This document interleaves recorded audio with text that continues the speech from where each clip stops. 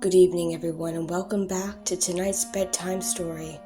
Tonight we're diving into even more tales to give you goosebumps by R.L. Stine, special edition number 3, with 10 spooky stories inside.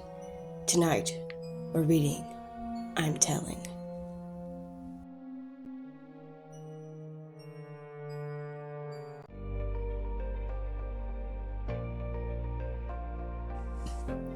Hey there, it's me, Mama Tori. I'm just popping in here to touch base for just a moment before the story. I noticed many viewers aren't subscribed despite the growing traffic. I'm hoping to reach 500 subscribers by the end of the year, and it would mean a lot to me if you could subscribe as well. Liking and leaving a comment about your thoughts on the story help as well, and of course, make sure to enable your notifications so that you can get a regular bedtime story from me every night. I also sponsor myself, so if you'd like to support my channel and small business, check out my products on Etsy, my books on Amazon, or even consider joining my Patreon. I really appreciate all my viewers. Thank you so much for tuning in. Now, let's get back to the story.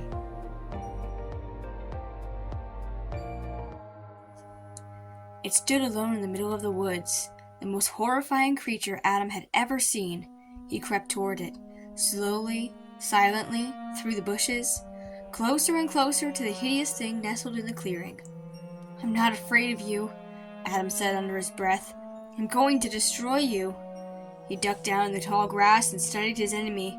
He was only a few feet away from it now. It was a gargoyle, and its huge, scaly wings rose over him. If the creature flew at him, he knew he could never outrun it.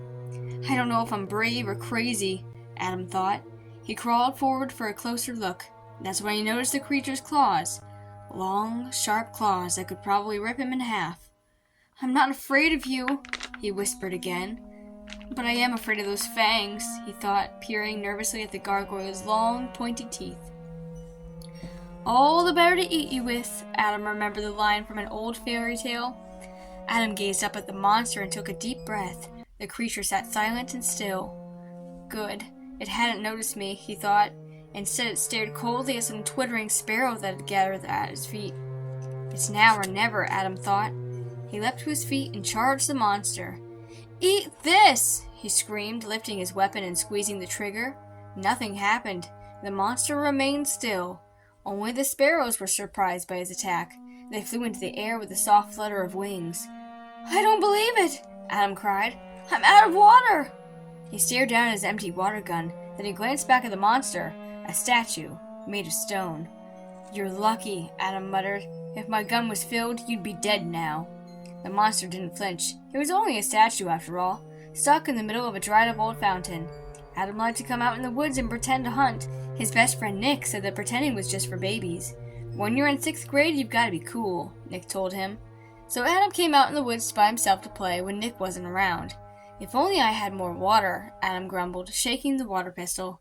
To his surprise, the statue moved. Its mouth opened wide, and something green gushed out. Adam jumped back. Green liquid spurted from the statue's mouth. Adam gasped at the gargoyle.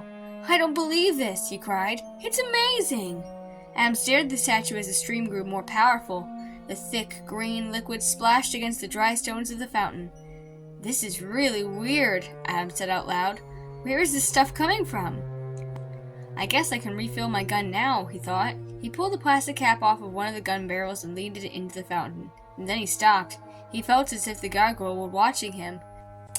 He peered up at the monster. Its stone eyes remained frozen in a cold stare. "Get a grip, Adam," he told himself. "It's only a statue.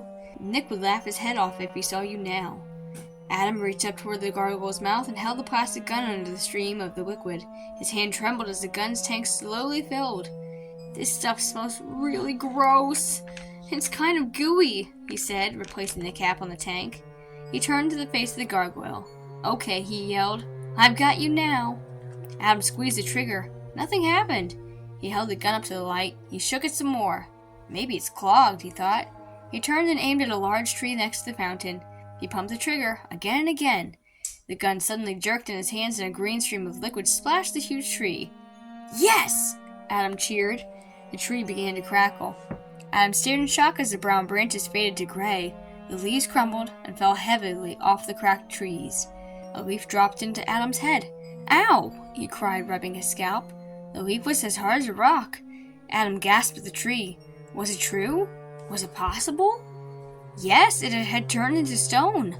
Adam gazed down in amazement at the water gun in his hand. Oh, what's going on? He stuttered. I'm telling! Adam jumped at the sound of the high-pitched voice. A short brown-haired girl with pigtails and freckles stepped out of the bushes. She pulled a red wagon behind her. Adam groaned. It was Missy, his 7-year-old sister, the second most horrible creature in the world. What are you doing here, Missy? Looking for you, she snapped. Mom says you have to finish your art project. I told her she should have taken away your water gun, or else you'd never finish it. You little brat, Adam muttered. Why don't you mind your own business? Why don't you do your schoolwork? Missy shot back. Do you want to stay in 6th grade forever? Go home, Missy, Adam said, fighting back the urge to tackle her. I always do my homework, Missy bragged. I get straight A's. Good for you, Adam growled. Now leave me alone. What about your art project? Missy demanded. The contest is tonight. Adam sighed. He gazed at the gargoyle in the fountain, then over at the stone tree, the crumbling leaves, and he glared at his little sister. I'm busy, he said, clutching his water gun. Art classes are for losers like you. I have more important things to do. I'm telling Mommy, Missy squealed. You're in big trouble, Adam. She stuck out her tongue, then she started to sing. I'm telling. Adam clamped his hand over his ears. Shut up, he yelled. I'm telling, Missy sang louder. Adam felt his face grow hot. Before he knew what he was doing, he raised his squirt gun and pointed it at Missy. He didn't mean to squeeze the trigger, but he did. Green slimy liquid squirted from the gun, splashing Missy's face. Missy shrieked. Then her small round face turned chalky gray. Her lips froze in an open-mouthed scream, and Adam stared in horror as the grayish-white color spread down her small arms and legs. Then Missy's entire body stiffened, and a powdery dust swirled around her. Adam's eyes bulged as he watched Missy turn into stone. Missy! No! He shrieked. What have I done? He howled. Don't worry, Missy. I'm going to hide you in the basement until I can figure out what to do. With a grunt, Adam hoisted his stone sister off the ground. She weighed a ton. He knew it broke his back lifting her into the wagon. As he struggled to pull the wagon away, he heard gurgling and hissing. From the fountain? Yes! Adam snapped his head around and green slime dribbled down one of the gargoyle's fangs. Adam shivered. His heart began to pound. He grabbed the wagon handle, pulled as hard as he could, and he didn't look back. He tugged the wagon until he reached the end of the woods.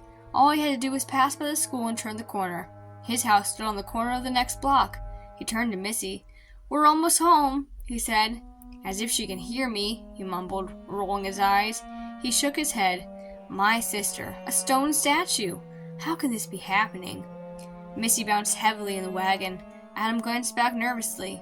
He didn't know what would happen if she broke, and he didn't want to find out. He had to move fast. He didn't want anyone to see Missy like this. Adam! Adam recognized the voice. It belonged to the last person in the world he wanted to see, Mrs. Parker, his art teacher. Mrs. Parker waved her arm in the air as she ran up the sidewalk after him. Adam, she cried out, you finished your art project. I'm so proud of you. The tall, red-haired art teacher peered down at the Missy statue and clapped her hands together. Adam gulped. Well, Mrs. Parker, it's not, really. Oh, it's wonderful, Adam, Miss Parker declared. I had no idea you were such a talented sculptor. You've captured Missy in stone. It looks so much like her. It's a masterpiece. But, Adam fumbled for words. Hurry, Adam, take your sculpture into the school. The art contest has already begun. Maybe you'll win first prize. Adam sighed. He stared at his stone sister. He wondered if she could hear. He wondered if she could think. Sorry about this, Missy, he whispered. Nothing I can do now. And he pulled the wagon into the school. Adam won first prize. The judges placed a blue ribbon on Missy's stone shoulder. Mrs. Parker congratulated him. His friend Nick came up and slapped him on the back. Cool project, he said. Really cool. It looks just like your bratty little sister.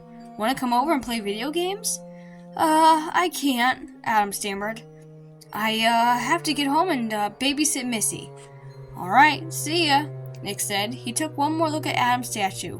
Really amazing. How do you do that? Adam brought the wagon into the auditorium. He crouched down to lift Missy up and almost dropped her when he heard the voice. Missy's voice. "Help me, Adam!" Adam gasped. "Did you say something, Adam?" Mrs. Parker asked. "No," Adam replied. He grabbed the wagon handle, tugging hard, and raced out of the school.